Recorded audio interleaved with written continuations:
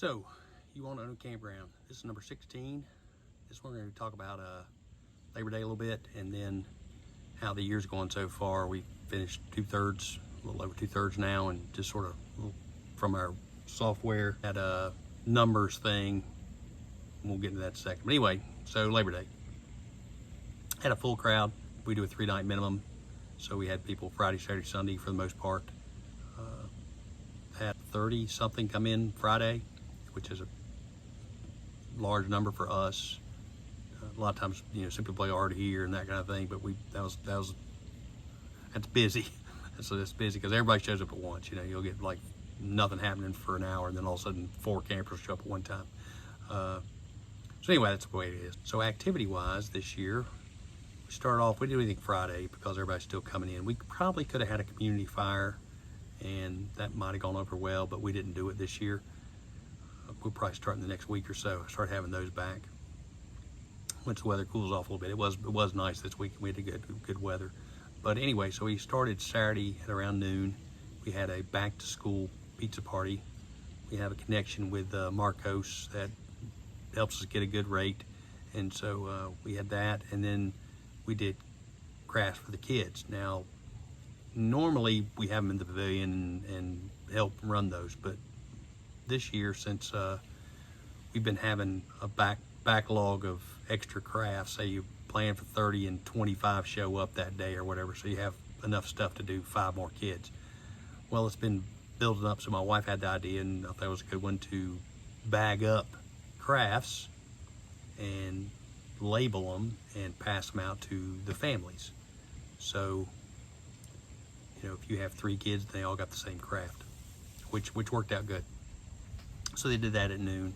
So after that, after the crafts, at 3 o'clock, Pelican snowballs came by. They're like, I don't know if you have them in your area, they're like a shaved ice snow cone kind of thing.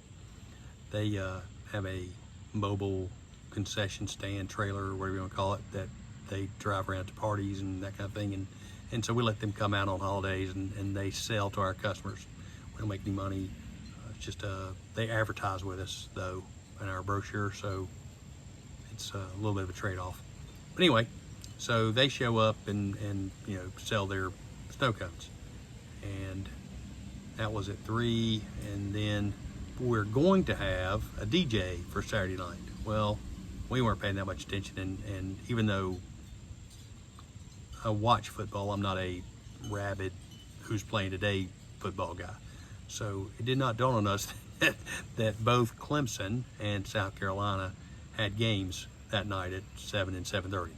So since we decided there weren't going to be many people there at the event we were sponsoring, why even have it? So we saved us some money and canceled the DJ, and it all worked out. Everybody went and watched the game at their place, so that even made it a little easier on us. We weren't having to be up there and police that. So that was Saturday. Sunday morning, we did a cornhole tournament. Normally we do it in the evenings or afternoons, so that was the first time in the morning.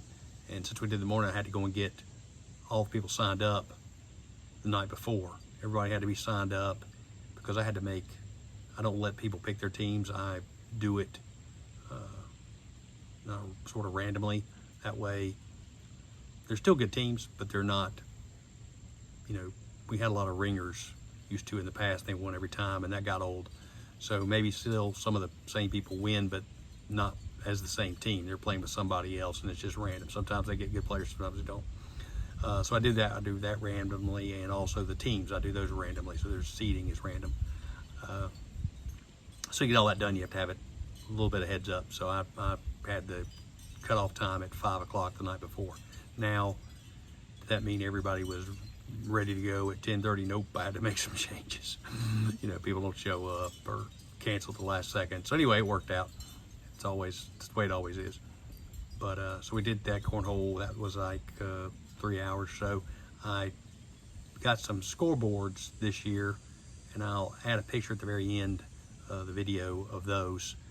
They're pretty nice. That helps everybody know who's winning and losing, and makes things a little more interesting for people that are watching. So I'll show a picture of those. Then after that, around 4 o'clock, I think it was, we had music bingo trivia. We have a guy that stays with us that has a side gig that he does those at restaurants and bars and events and things. And so he always, you know, is kind enough to do it for us and, you know, have a good crowd. This time the bingo was kids theme shows, music, whatever you call that, you know, like a theme music for a TV show, kid show, like Hannah Montana and what's that puppy thing? What's the dog thing? Anyway, those kind of stuff. You get the idea. And then we had the second one was just random music. So that was pretty fun. And that was all we did for the weekend, which was pretty low key for us. Normally we have something else going on, but it all worked out. And really, sometimes less is more. People like doing their own thing anyway sometimes, so it worked out. So that's the last big holiday, you know, 3-day thing for the year. We're not done. We do 3 weekends of Halloween, and I'll hopefully show some of the prep on that in one video, and maybe we can give you a run through the video through our haunted trail. We'll see, but that's down the road still. So 2/3 of the year, how are we doing? How's the campground industry doing? I can't speak for everybody because I don't have the connections I used to have when I was on the board. I'd hear from a lot of the people, but I don't talk to them as much right now. So I can just sort of give you how we're doing, and this is per our reservation software. It's numbers. Numbers, I think you can adjust here and there, and depending on what information you're taking in, they show something, but is exactly the truth. I'll give an example of one that I know is not right, or I'm pretty sure it's not right. I can't prove it, but I'm pretty sure it's not right. And so just sort of take it as a, you know, this is a ballpark kind of thing. So we have a thing called a pace report that it does that sort of shows from the first this year till this date, and the first of last year to this date, you know, the same date last year. And it shows, say if you made a reservation today for the end of the year, that's included. So it includes all the reservations from January 1st till December 31st that have been made and used or whatever up till this date. So it says that our number of reservations have increased over last year by almost 25%. That's pretty good, you know. Last year, I said it earlier, was our best year ever, so we're doing better now than then. So like I say, camping is really going crazy. Number of guests. This one is ones where, you know, what's that mean? If you had, say for example, last year we had a lot of people that had just man and wife, and this year we had a lot of people that had kids, you know, does that change the number of guests? I think it does. So anyway, it's not like it's crazy, but anyway, it's almost a 28% increase on the number of guests. Now, if we have more people staying, then of course we'll have more guests. But I don't know if all that, you know, the extra little percentage may be that part of more kids than last year. I don't know. Occupancy. It's saying our occupancy's increased by 30% this year, which, you know, once again, all those numbers are close enough that makes you feel they're sort of right, you know. But now here's the one that, you know, you say numbers. Okay, so it's got guest return rate, which means people that stay with me a second time or third time or whatever. It's saying we lost 9% from last year. So you can say, oh well, people aren't coming back, they're not happy or something. That's not what it is. It's all those other numbers going up means there's less sites available for weekends, and so people have been used to in the past calling and saying, hey, there's a week out, hey, you got a reservation for next weekend, unless it's holidays and that kind of thing, and you'll say, yeah, I got 2 sites. Well, I don't have that anymore. You got to plan ahead. And it still shocks me when people call me Labor Day weekend, which they did, Friday night. Hey, do you got a site for tonight? I'm like, no. I mean, we had one cancellation, but we filled up pretty quick. But people hadn't gotten it yet. They're getting ready for a rude awakening. They're not going to have sites they can just pull over. Now, during the week, middle of the week, especially now that school's back in, maybe. But just to say, hey, I want a site tonight on a weekend is you're going to be staying at Cracker Barrel a lot. So that's the pace report. So we also have a thing called a year-over-year comparison, which is similar, I think, but I don't think it includes what happens after today. I think it only is up till today. And most of the numbers are different in there. I don't understand, why sometimes, but anyway, it is what it is.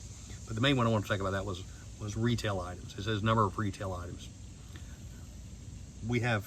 It says we have like almost 1,300 more retail items than we had last year. I guess that depends on how you look at numbers. So, have we sold more stuff in the office, in the store? Yes. We've gotten T-shirts, hats, this kind of thing. So, if we list those as individual items, like a T-shirt that says Happy Camper, and we list just those Happy Camper T-shirts, then we have another shirt that says RV there yet, kind of thing. Those two things. Well, you may only get those. You find them and they sell, and you try to order them again, and you can't get them.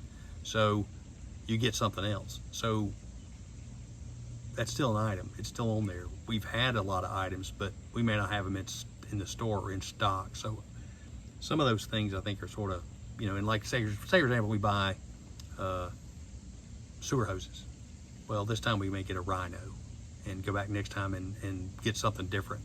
Well, we're still selling just one kind of sewer hose. We just have a different brand. So it lists as a different retail item, but in reality, we don't have 4 different kinds of sewer hoses. We got one or one left over from last time, and the 3 we bought this time for whatever. Water hoses, all those things. So those numbers are sort of goofy. So and that's where I say about numbers. Numbers aren't always right. Okay, so just a little heads up on where we are right now. So in the future, like I said, we're talking about Halloween, I think, and if you look behind me, all those itty bitty little things hanging up there on those trees, they're going to start changing color before too long and falling. So that's going to be a lot of time. I may do a little video on what we do with all that stuff, how we do leaves, and I've tried multiple different ways. So anyway, that may be here's how we do it, and it may work or may not work for you. But anyway, thanks for watching. I hope you enjoy this. If you have any questions, put them in the comment box. I'll try to answer them, and I've got quite a few of those, and I appreciate it. And maybe your question will end up being a video. So thanks again, and good luck with your preparedness for getting ready to purchase or buy or build a campground.